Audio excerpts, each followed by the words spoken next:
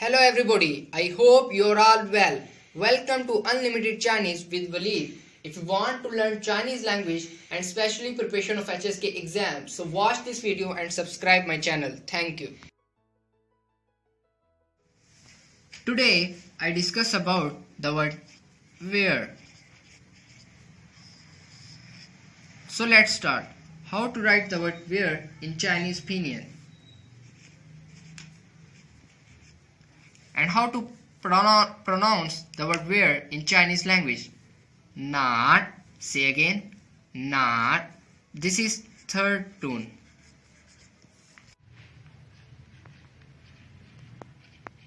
Let's start character writing. How to write the word not in Chinese character. So let's start. Stroke 1, stroke 2, stroke 3, stroke 4, stroke 5,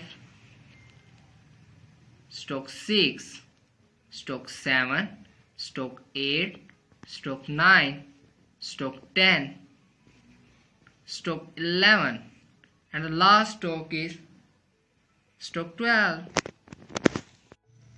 How to use the word not in a Chinese sentence? So let's start. Ni chu